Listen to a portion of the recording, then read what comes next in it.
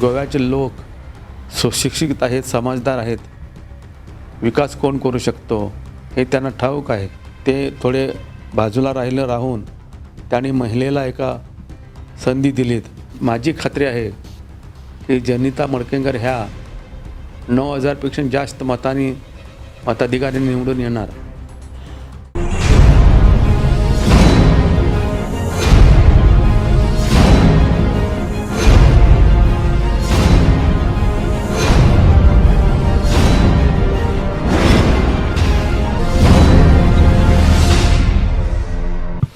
तरुण भारत न्यूजमध्ये आपलं स्वागत. सध्या आपण आहोत कुंभारजोवा मतदारसंघातील भाजपच्या उमेदवार जनिता मडकईकर यांचे पती, ज्यांनी 20 वर्ष या मतदारसंघाचे प्रतिनिधित्व केलं, त्यांच्याशी आपण आता बोलणार आहोत. सर, या संदर्भात आपण बोलताना मला पहिल्यांदा जाणून घ्यायला आवडेल की आपण 20 वर्ष मतदारसंघाचे प्रतिनिधित्व केलेलं आहे, तर त्या कामाचा अनुभव आपला नेमका कसा होता? मी 2002 सालापासून कुंभारजोवा मतदारसंघाचे प्रतिनिधित्व करीत आहो.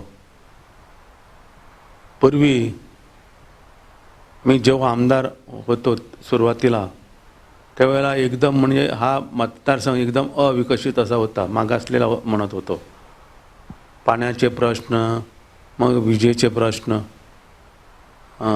बेकारी, असे एकदम जटिल प्रश्न माझ्यासमोर होते.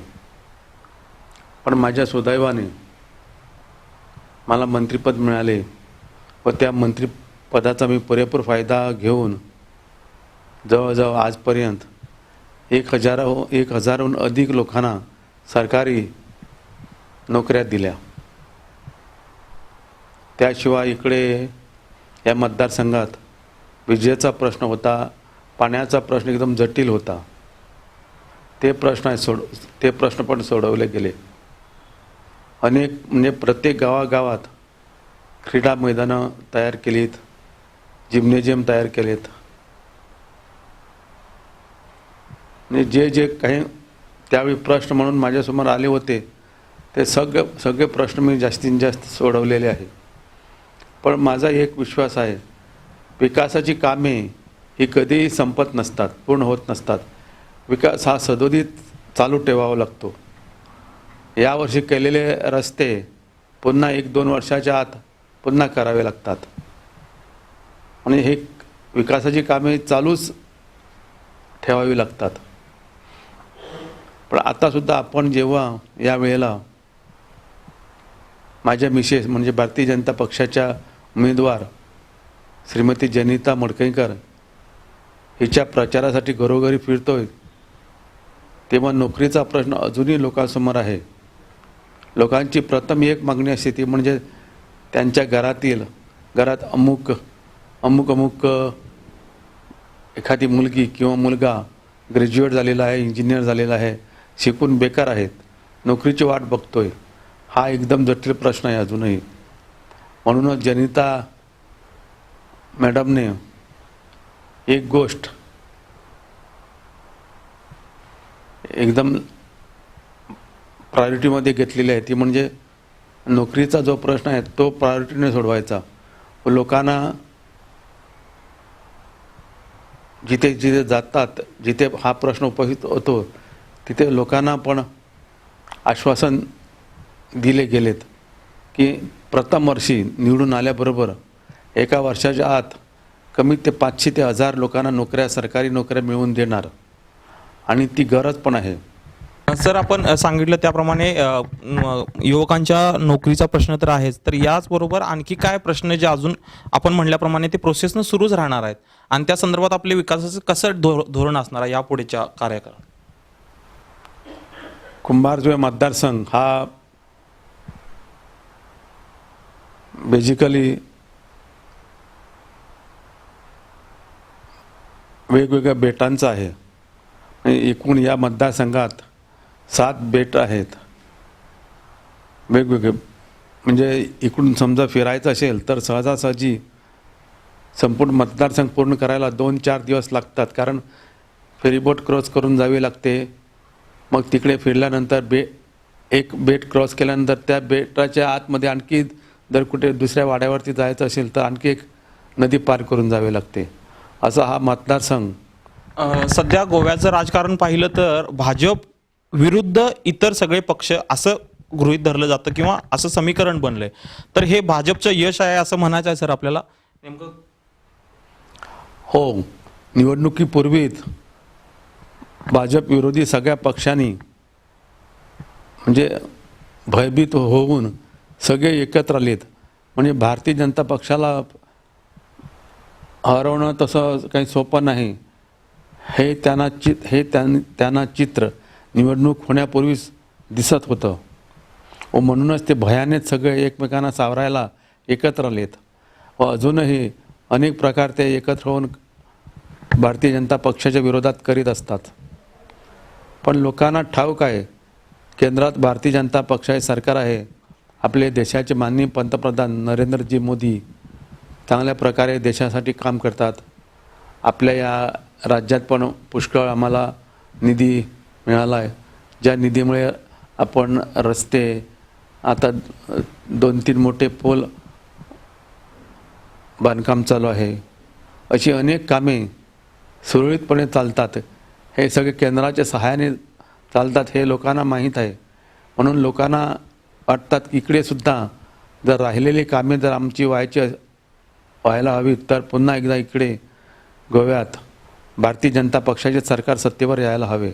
म्हणजे केंद्रातील भारतीय जनता पक्षाचा सरकारचा आम्हाला त्याचा पुरेपूर फायदा घेता येईल व जास्तीत जास्त निधी गोव्याला आणता येईल. त्यामुळे लोकांना आम्ही जास्त काही प्रचारात सांगायची गरज भासत नाही, कारण गोव्याचे लोक सुशिक्षित आहेत, समजदार आहेत.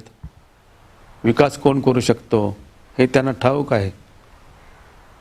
माझा मतदारसंघ 7 बेटांचा मतदारसंघ आहे. मी आमदार झाल्यानंतर मी 3 पूल बांधलेत. जिथे फेरीबोट चालत होती एक, त्या नदीवरती आज 4-4, 5-5 फेरीबोट चालतात. आणि लोकांना ती पण व्यवस्था लोकांची सुरळीतपणे चालू झालेली आहे. प्रत्येक गावात क्रीडांगण केलेलं आहे, जिम्नेझियम केलेलं आहे. गोव्यातील बहुतेक रस्ते आपण जर बघितले तर बाकीच्या इतर राज्याच्या तुलनेत चांगले आहेत. जे लोक इथे पर्यटक येतात तेच सांगतात की आमच्या राज्यापेक्षा इथे कितीतरी विकास झालेला आहे. रस्ते, विजेचा प्रश्न जास्त राहिलेला नाही, आता पाण्याचा प्रश्न राहिलेला नाही. अशी विकासाची अनेक कामे करणे आम्हाला शक्य झाले, कारण केंद्रात भारतीय जनता पक्षाचे सरकार आहे. इथे पण भारतीय जनता पक्षाचे सरकार होते, त्यामुळे हे शक्य झालं आहे. आता याच्यानंतरसुद्धा जर हा विकास असा सुरळीतपणे चालू ठेवायचा असेल तर भारतीय जनता पक्षाशिवाय पर्याय नाही.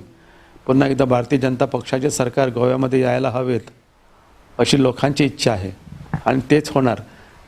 शेवटी आपण लोकशाहीमध्ये आहो. लोकशाहीत जे लोकांना हवे असते तेच घडत असते. पुन्हा इकडे भारतीय जनता पक्षाचे सरकार येणार हे नक्की, हे लोक सांगतात. सर, यानंतर मला आपण जसा उल्लेख केला तसं की आपण घर टू घर प्रचार करतोय, तर या संदर्भात मतदारांचा प्रतिसाद नेमका कसा आहे आणि काय त्यांच्या भावना आहेत?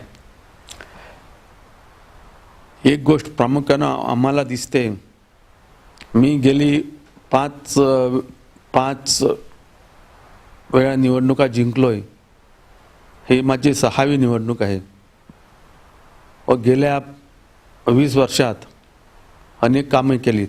आता याच्या पुढे सुद्धा जर कामे ही चालू ठेवायची असेल तर भारतीय जनता पक्षाचे सरकार आणि या आपल्या मतदारसंघातसुद्धा भारतीय जनता पक्षाचा आमदार निवडून आला पाहिजे, म्हणजे आम्हाला कामे सुरळीतपणे चालू ठेवता येईल. त्याचबरोबर बेकारीचा जो प्रश्न आहे तो पण सोडवायचा असेल तर सरकार इथे भारतीय जनता पक्षाचे हवेत, ज्यामुळे लोकांना नोकरी मिळू शकेल. आपल्या मतदारसंघाचं बोलायचं झाल्यास म्हणजे कुमारजी मतदारसंघात आणखी एक नवीन गोष्ट घडते, ती म्हणजे अत्यंत आमच्यासाठी आशादायक आहे. ती म्हणजे यावेळी मी जरा बाजूला राहून माझ्या मिसेसना म्हणजे जनिता मडकईकर, ज्या ओल्ड गोव्याच्या स्थानिक सरपंच आहेत,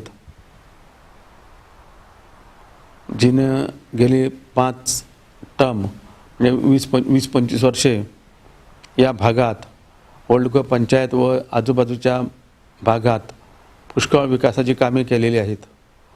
त्या पण पुष्कळ प्रसिद्ध आहेत. म्हणजे एक पुरुष जो एवढी वर्षे राजकारणात आहे, ज्याची इथे काम करण्याची पद्धत लोकांना ठाऊक आहे, लोकांना हवे आहेत, तरीसुद्धा एका महिलेला संधी देण्यासाठी ते थोडे बाजूला राहून त्यांनी महिलेला एका संधी दिलीत या मतदारसंघाचे प्रतिनिधित्व करायला. ह्यासाठी म्हणजे जास्त करून महिला वर्ग एकदम आनंदित आहे. व महिला वर्ग न सांगतात जास्त करून आमचे जे सेल्फ हेल्प ग्रुप आहे, महिला मंडळे वगैरे आपल्या हुशेने काम करायला पुढे आले आहेत. म्हणजे आपले भारतीय जनता पक्षाचे कार्यकर्ते आहेतच, त्याशिवाय महिला वर्ग आनंदाने आपली जबाबदारी आहे. भारतीय जनता पक्षाने इथे एका महिलेला या मतदारसंघाचे प्रतिनिधित्व करायला संधी दिलीत. त्यामुळे आपलंही दायित्व आहे की त्या महिलेला जास्तीत जास्त मते देऊन निवडून आणणे हे आपले कर्तव्य आहे. ह्या भावनेने ते काम करतात. सर, मी आता एक प्रश्न आपल्याला विचारतो की तरुण भारतच्या माध्यमातून आपल्या मतदारांना तुम्ही काय संदेश द्याल? माझी खात्री आहे की जनिता मडकेंकर ह्या 9,000पेक्षा जास्त मताधिकाऱ्यांनी निवडून येणार व त्याच आधारे ती नक्कीच या मतदारसंघात, जसं मी आमदार म्हणून निवडून आल्यानंतर लगेच मंत्री म्हणून काम केले व या मतदारसंघाचा विकास साधला, तशीच संधी त्यांना पण मिळणार आहे. कारण त्यांनी आपली एफिशियन्सी एक सरपंच म्हणून वेळोवेळी दाखवलेलं आहे. त्या एक अनुभवी आहे. एक म्हणजे सरपंच म्हणून त्यांनी पुष्कळ वर्षे काम केलेत. त्याच्यापूर्वी ती जिल्हा पंचायत मेंबर म्हणून सुद्धा काम केलेले आहेत. त्यामुळे जनिताबाईंचा राजकीय अनुभव हा पुष्कळ आहे. त्याचा फायदा नक्कीच त्यांना ह्या निवडणुकीत होणार व त्यांच्यामार्फत या मतदारसंघाचा विकास जास्तीत जास्त घडून येणार ह्याची आम्हाला खात्री आहे. धन्यवाद सर. तर सरांनी सांगितल्याप्रमाणे महिला राज भाजप समर्थन करतेच, त्याचबरोबर या मतदान संघामध्ये पूर्ण शाश्वत विकास आपण केलेला आहे आणि यापुढेही करणार असल्याचा संदेश त्यांनी यात दिलेला आहे.